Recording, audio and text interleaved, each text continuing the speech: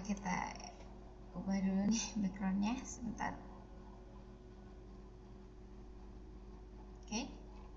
Bismillahirrahmanirrahim. Assalamualaikum warahmatullahi wabarakatuh. Alhamdulillahirrahmanirrahim. Wabihi nasta'in wa ala umuri dunia wadin. Wassalatu wassalamu ala asyrafil anbiya wal mursalin wa ala alihi washabihi ajmain, amma ba'du. Alhamdulillah teman-teman, sahabat semua yang dirahmati oleh Allah Subhanahu wa taala, welcome back to my channel. Hari ini Indah mau bahas tentang persiapan bulan Ramadan. Kira-kira apa saja sih yang harus kita persiapkan pada bulan atau untuk memasuki bulan Ramadan ini. Nah, di sini Indah sudah merangkum beberapa tentang persiapan menyambut bulan Ramadan, khususnya bagi kita orang tua yang memiliki anak-anak. Ya, silakan Bapak Ibu semuanya dilihat di sini di layar. Ina sudah persiapkan bagaimana mempersiapkan dan menyambut Ramadan bagi anak, ya. Nah, di sini memperkenalkan, yang pertama adalah kita harus memperkenalkan keutamaan bulan Ramadan. Kira-kira apa saja sih keutamaan bulan Ramadan ini? Yang pertama, Ramadan adalah bulan diturunkannya Al-Quran dan kitab suci yang lainnya yang Allah turunkan. Ya, kemudian apabila Ramadan tiba, pintu surga dibuka, pintu neraka ditutup, dan setan-setan dibelenggu. Ya, karenanya kita jadi semakin semangat untuk melakukan kebaikan di bulan Ramadan, sedangkan maksiat berkurang. Nah, kemudian ada malam penuh kemuliaan juga di bulan Ramadan, yaitu Lailatul Qadar. Ibadah di dalamnya pada malam tersebut ya lebih baik daripada ibadah 1000 bulan lainnya. Kemudian bulan Ramadan itu juga bulan penuh rahmat, bulan penuh ampunan, dan banyak yang dibebaskan dari api neraka.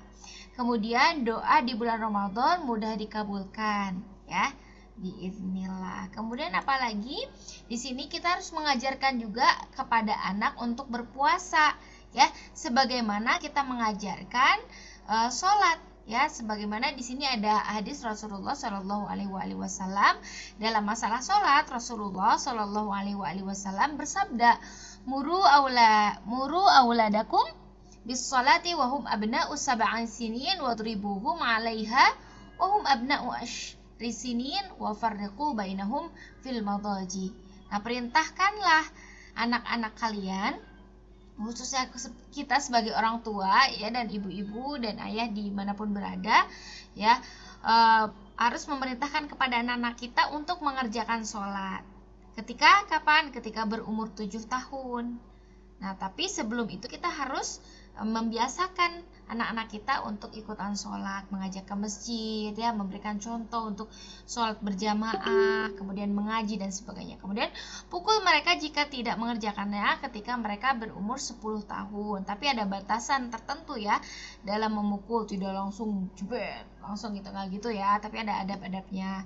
Kemudian pisahkanlah tempat-tempat tidur mereka. Nah, bagaimana dengan puasa? Kalau tadi dari tentang sholat, bagaimana dalam puasa? Ya, dalam puasa dari Robi bin Muawid radhiyallahu anha, Robi binti Muawid radhiyallahu anha, ia berkata, ya, arsala Rasulullah sallallahu alaihi wasallam ghadata Asyura ila qural ansar allati haulal Madinah. Man kana asbaha shaiman falyutimma shaumahu wa man kana asbaha muftiran falyutimma baqiyata yaumihi.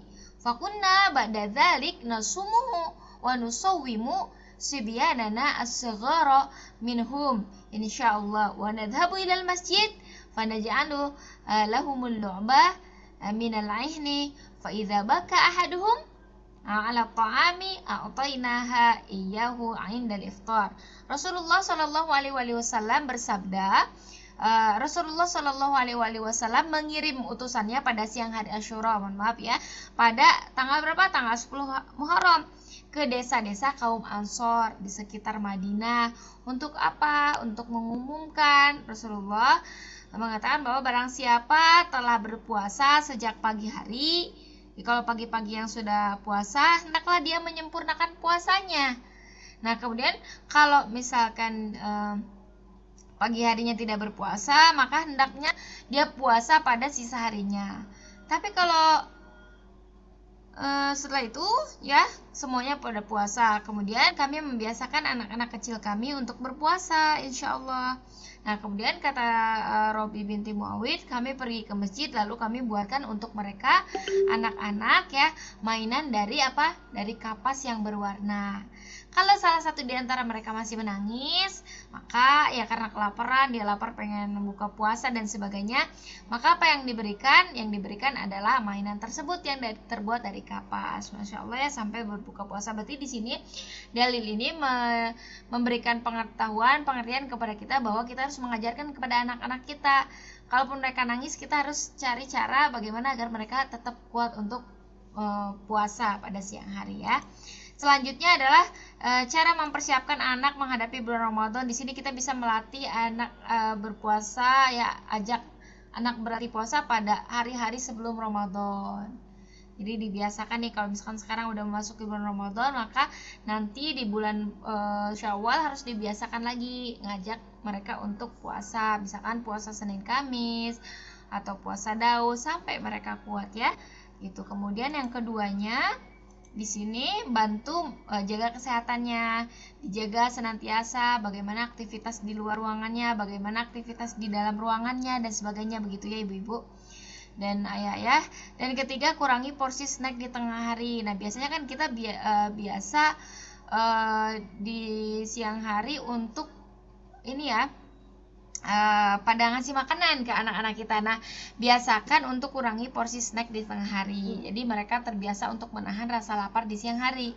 Yang keempat, beri mereka pemahaman tentang puasa. Bagaimana sih puasa itu, apa sih itu puasa, siapa yang memerintahkan puasa, untuk apa manfaatnya, apa hikmahnya, sesuai dengan fase-fase dan jenjang anak bapak ibu gitu ya. Kalau masih usia 3 tahun gimana cara komunikasinya, usia 5 tahun gimana cara komunikasinya ya. Insya Allah bapak ibu lebih paham dan kalau bisa diajarkan dengan penuh kelembutan.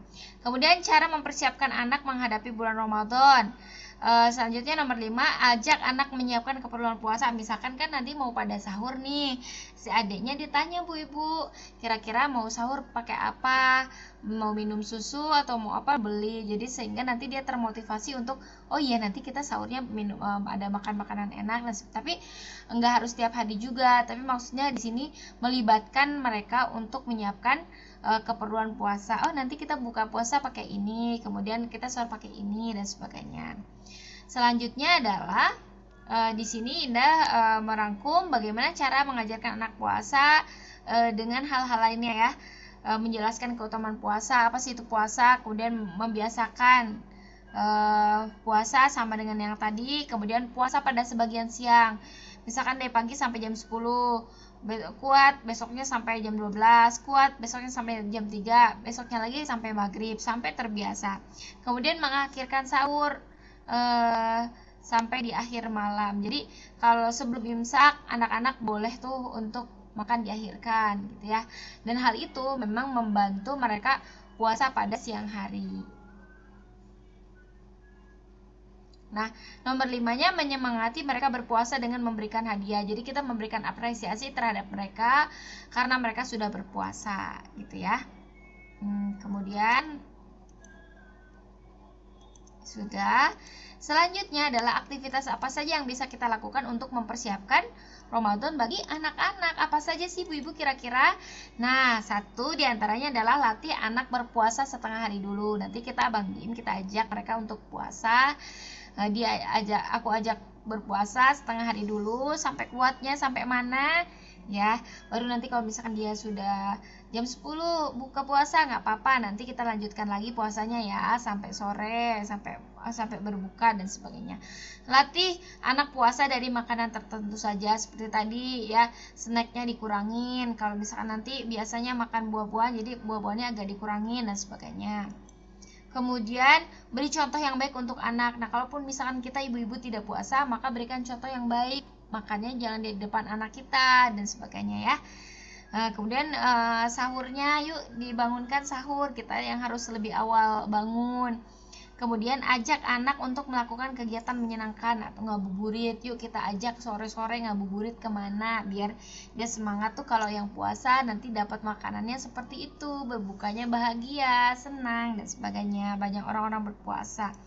Selanjutnya adalah masak makanan kesukaannya untuk berbuka puasa. Nanti Abang Dim mau makan apa?